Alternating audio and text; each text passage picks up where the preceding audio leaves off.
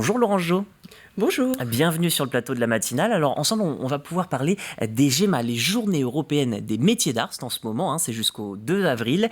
Qu'est-ce que c'est que ces journées? Parce qu'on a vu, il y a beaucoup de choses à évoquer. Alors pourriez-vous nous repréciser comment fonctionne cette semaine et ces Journées européennes des métiers d'art? Alors les Journées européennes des métiers d'art, ce sont des rencontres avec les artisans des métiers d'art qui ouvrent leurs ateliers. Pour certains.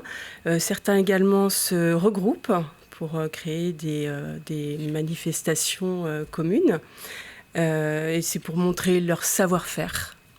Et donc dans ces savoir-faire, parce que je rappelle pour nos téléspectateurs que vous êtes donc couturière en ameublement, que vous êtes aussi élue au niveau de la Chambre des métiers et de l'art, donc de la CMA. Et c'est important de parler de tout ça parce que on le voit, il y a une pluralité d'offres. On va y revenir dans quelques instants. Je pensais notamment, on a cette vidéo de Blandine Lepalec qui travaille avec beaucoup de dextérité sur son métier. Alors, j'ai plus le nom pour en parler. Peinture en décor. On le voit d'ailleurs sur ces images, Oui. de la peinture en décor. Mais alors, qu'est-ce que c'est que ça? Parce qu'il y a tellement de choses à dire là-dessus.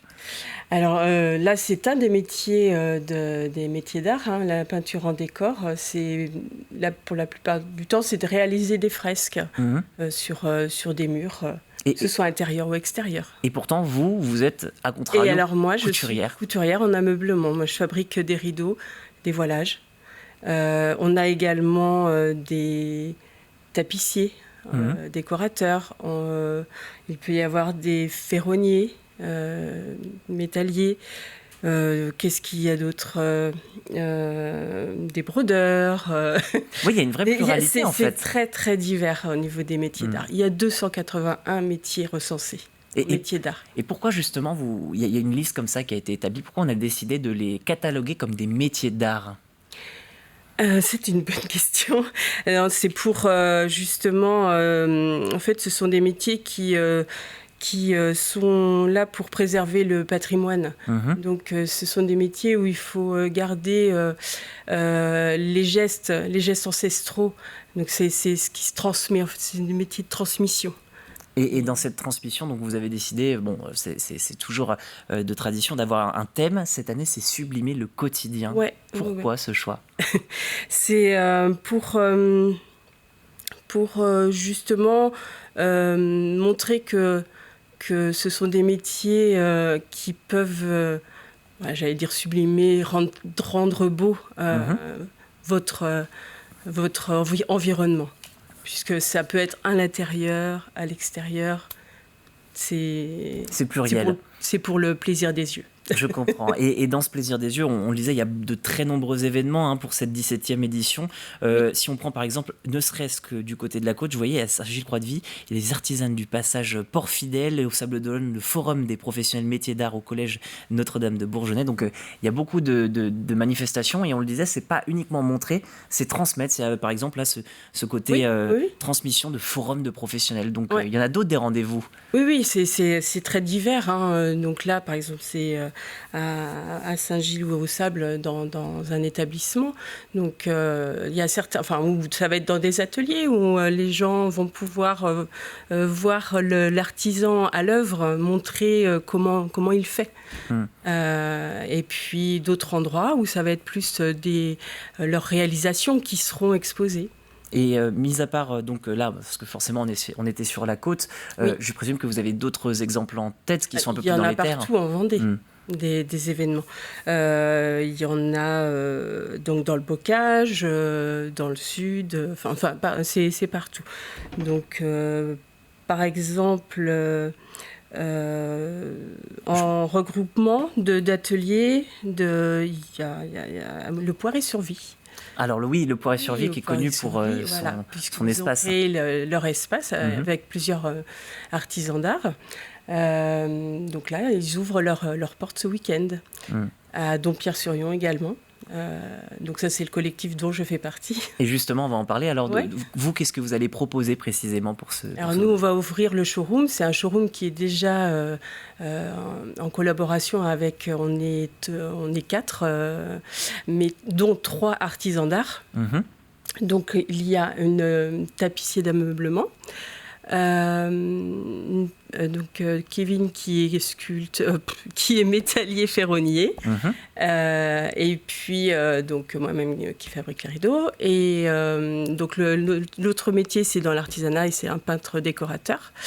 Et dans cette journée-là, on va montrer justement les nouveautés, des créations en commun sur des scènes d'intérieur. On a même créé un objet.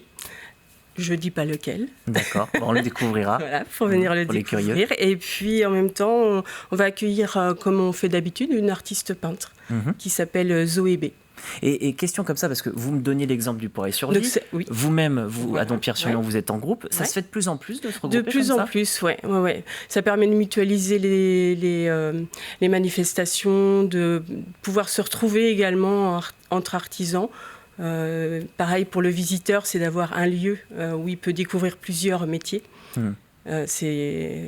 Oui, comme vous le disiez, c'est un métier d'art, il faut sublimer le quotidien pour reprendre le titre de cette année. Ce qui veut dire que je présume que parfois, ça peut être intéressant d'avoir un regard extérieur sur son travail, non ? Oui, aussi, oui. C'est pouvoir partager aussi. C'est quand on est à plusieurs, mais on fait connaître aussi son métier à d'autres. Puisque vous avez vu au niveau des métiers, c'est très très divers. Donc ça permet justement que les uns disent ah mais je connais une brodeuse, tu peux faire appel à, ou le vitrailliste. Oui, c'est vraiment pluriel. C'est ça, ouais. Est-ce que ce sont des métiers aussi, parce que vous le disiez, le but dans ces journées-là aussi au niveau de la Chambre des métiers et de l'art, c'est de l'artisanat, c'est surtout de conserver des traces de ces métiers, de ne pas les voir disparaître. Oui. Est-ce que la question de la formation, c'est aussi un moyen de mettre un pied à l'étrier à ces jeunes qui peut-être ne connaissent pas tous ces métiers-là ? Oui, c'est ça, oui, bien sûr. Ça permet justement d'aller lors de ce week-end. Les jeunes peuvent aller justement découvrir des métiers auxquels ils ne pensent pas du tout. Et puis les professionnels pourront justement leur expliquer quel est le parcours qu'il faut faire pour accéder pour faire ces métiers. Et le vôtre, justement, comment vous avez fait ? Parce que je présume qu'il y a autant de parcours que de personnes. Oui, c'est ça. Et puis après, ça peut être assez varié. Alors moi, je suis issue plus de la couture, de l'habillement. Après, donc, j'ai suivi une formation pour justement faire plus les rideaux. Mais il y a des écoles qui préparent justement à faire ce métier. Eh bien, merci beaucoup en tout cas, Laurence Jo, d'avoir répondu à nos questions. Je rappelle pour nos téléspectateurs que vous êtes élue à la Chambre des métiers de l'artisanat et surtout que vous êtes couturière en ameublement vous-même. On pourra vous retrouver donc à Dompierre-sur-Yonne ce week-end. Mais vous le savez, chers téléspectateurs, il y a de très nombreux rendez-vous à Dompierre, La Poirée, on en a parlé. Il y a Chantonnay, il y a Mouchamp, il y a Malièvre. Bref, partout, vous pouvez vous rendre. Près de 20 communes sont partenaires. Il y a 40 d'événements qui sont répertoriés dans le département.